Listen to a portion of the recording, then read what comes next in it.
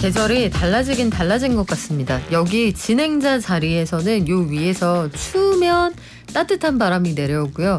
더울 때는 찬바람이 내려오는데 바람이 바뀌었어요. 찬바람으로 바뀌었습니다.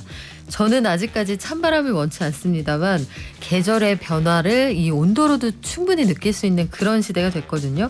산업군도 마찬가지입니다. 최근에 가상세계와 현실을 넘나드는 메타버스라는 게 굉장히 각광을 받고 있는데 아직까지 많이 들어봤는데 뭔지 모르겠다 이런 분들은 가요시장을 보시면 좀 캐치하시기가 빨라요. 최근 들어서 뭐 사감을 조금 담자면 NCT 드림 이런 그룹들이 컴백해서 1등하고 있거든요.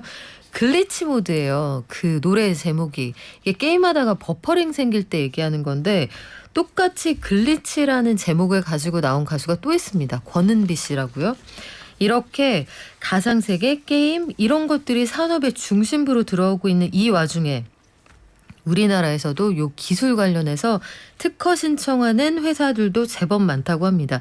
오늘 특허발전소에서는 특허청 상표심사정책과의 정희경 서기관과 함께 메타버스 관련 기술들, 특허, 상표권 현황 자세히 알아볼게요. 안녕하세요. 안녕하세요. 자, 서기관님, 우리 메타버스라는 용어를 심심치 않게 들었어요.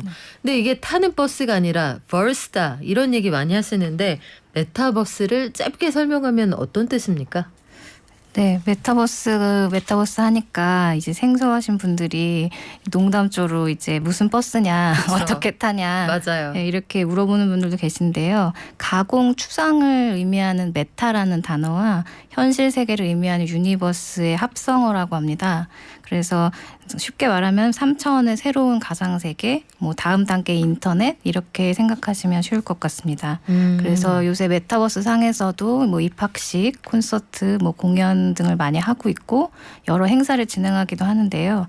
특허청도 작년에 메타버스 플랫폼인 이프렌드나 제페토에서 디자인 보호법 60주년 행사를 개최하기도 했습니다. 메타버스라는 단어가 좀 낯설기는 한데 옛날 미니홈피 얘기 몇 번 해드렸거든요. 네. 거기서 아바타 꾸미고 도토리 사고 요거랑 좀 비슷하다 이렇게 말씀드릴 드렸는데 대중과의 실시간 소통이 가장 다른 점이라고 저희랑 사전에 이야기할 때 말씀을 해주셨어요. 실제로 많은 글로벌 회사들이 메타버스 사업에 적극적으로 뛰어들고 있다. 현황이 어떻습니까? 네, 싸이월드가 실질적으로 메타버스랑 비슷한 면이 많고요. 그래서 4월 초에 싸이월드도 서비스를 재오픈하면서 메타버스에 연계하겠다고 선언을 했었습니다.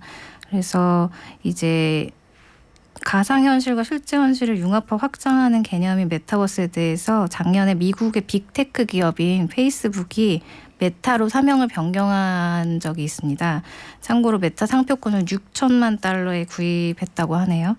그리고 애플도 4억 1,000달러 규모의 투자를 이미 하는 등 미국 실리콘밸리 기업들이 적극적으로 움직임을 보이고 있는 것 같습니다.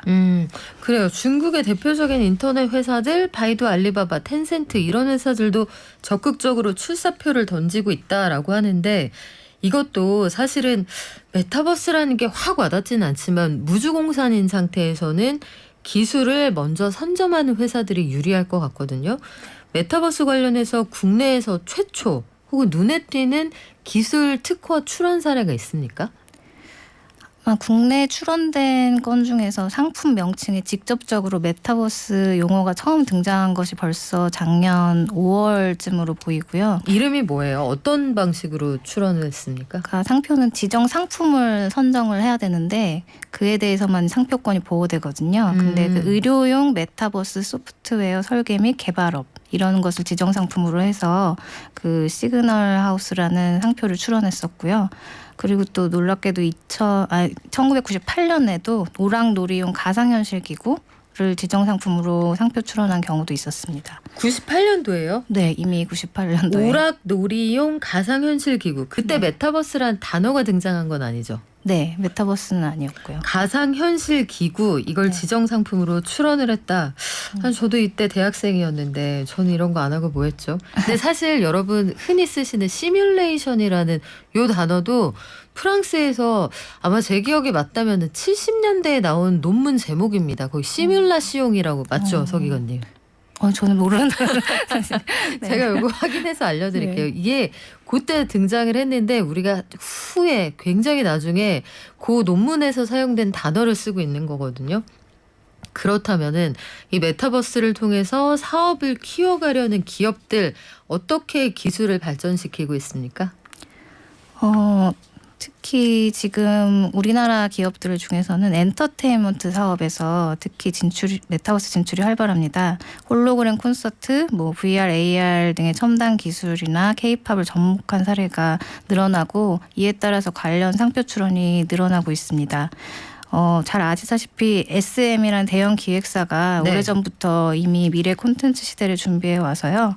2020년에는 아바타가 함께하는 메타버스 걸그룹 에스파가 데뷔를 했고 이제 거대한 메타버스 세계관을 아예 배경으로 삼은 광야에 대해서도 국문과 영문 상표권을 이미 출원했습니다. 그리고 JYP 엔터테인먼트도 증강현실 아바타 메타버스 플랫폼 잘 아시는 제페토를 활용해서 네. 팬들과 이제 가수 아바타가 셀카를 찍거나 안무 연습을 같이 할 수 있는 참여형 콘텐츠를 이미 마련을 했고요. 최근 메타버스 관련 상표권도 많이 출원을 하였습니다. 다른 연예 기획사들도 가상현실 게임용 소프트웨어를 출원하거나 온라인 가상세계에서 사용되는 음악 녹음물, 홀로그램 등을 출원하고 있습니다. 그리고 엔터테인먼트 업계 외에도 게임 업계에서도 메타버스 사업에 적극 참여하고 있고요. 패션 기업들도 메타버스 플랫폼을 활용해서 아바타들이 의상을 착장하고 구매할 수 있게 패션 사업을 추진하고 가상 런웨이도 구축하고 패션쇼도 하고 있는 등 다양한 노력을 기울이고 있습니다. 사실 우리도 꽤 가까이 다가와 있습니다. 삼성 등의 일부 그룹에서는 신입사원 OT를 메타버스 세상에서 하기도 하고요. 대학교 졸업식, 입학식을 메타버스 세상에서 대신하고 있는 이런 학교들도 국내외에 제법 많습니다. 이렇게 그 기업들의 기술을 사용하기도 하고요. 메타버스에 진출하겠다 출사표를 던지는 곳들이 많은데 특허청은 메타버스 관련 특허, 상표권 어떤 점에 주목을 하시나요? 향후 메타버스 산업 발전이 점점 되면서 그 중요성은 점차 더 높아질 거라고 보입니다. 근데 메타버스 그 자체도 사실은 무형의 자산이고 그 안에서 활용되는 기술도 특허권으로 보호될 수 있고 또 아까 말했듯이 시장에서 거래되듯이 현실 세계에서 거래되듯이 거래가 메타버스에서 이루어지기 때문에 그 상표권자의 신용도 보호할 필요가 있고 마찬가지로 소비자도 그 위조 상품을 구매하듯이 메타버스에서 상표권 침해를 당하지 않도록 보호할 필요가 있다고 보고 있습니다. 그래서 명품 브랜드들이 이제 메타버스에서 제품을 출시하고 그런 것들도 메타버스에서 브랜드 가치가 현실 세계에도 영향을 미치기 때문에 그런 것으로 보입니다. 말씀하신 것처럼 메타버스 세상에서 그런 게 많아요. 우리가 흔히 그 고가 제품들, 그 패션하우스에서 판매하는 그런 옷들 이런 것들이 아바타의 형태를 가지고 있는 그 대상한테 입혀보거나 서로 거래를 하실 수가 있거든요. 그걸 몇만 원 혹은 몇십만 원까지 주고 사고 파는 거 보면서 좀 다르구나. MZ세대의 소비 기준 다르구나 이런 생각하게 되는데 이런 메타버스 안에서도 그러면 상표권 보호를 위한 이런 움직임들이 좀 시작이 되겠군요. 네. 아직 이제 국내에서 본격적으로 실제로 메타버스 분쟁 사례, 상표권 분쟁 사례가 있지는 않았고요. 다만 이제 우리나라에서도 계속 이런 문제들이 벌어질 수 있어서 이제 미국이나 해외 사례를 참고할 필요가 있는데요. 이미 미국에서는 스토엑스라는 재판매 플랫폼이 있는데 거기서 나이키 운동화의 NFT, 이제 대체 불가능 토큰이라고 하는데 그거를 나이키 동의 없이 판매를 했습니다. 그래서 이제 실제로 소송까지 갔고요. 네, 그리고 에르메스 백도 유명한 버킨백을 네. 그 모양을 그대로 차용한 메타 버킨스라는 그 디지털 아트 그거는 이제 이미지를 NFT화해서 판매해서 또 에르메스와 이제 분쟁을 하는 사례가 일어났었습니다. 그래서 이런 메타버스 상의 상표권을 보호해야 된다 이런 움직임에 따라서 나이키 사례를 보면 작년 12월에 이미 신발, 의류 등 가상세계에서 사용하는 가상 상품 이렇게 해서 지정 상품으로 해서 상표 출원을 이미 했고요. 미국에서도 마찬가지로 상표 출원을 했고 나이키가 이미 2019년부터 게임에서도 게임 캐릭터들이 신발을 착용하는 광고도 진행하고 메타버스 상에서 아바타가 착용한 신발을 이미 적극적으로 판매를 하고 있습니다. 그래서 또 다른 이제 굿즈나 뭐 명품 브랜드들도 마찬가지로 가상 네. 상품에 대한 출원을 계속 지속적으로 하고 있는 상황입니다. 그래요. 이게 그 가상 세계하고 현실 세계 경계가 모호해지면서 앞으로 이런 분쟁도 좀 생길 것 같기도 하고요.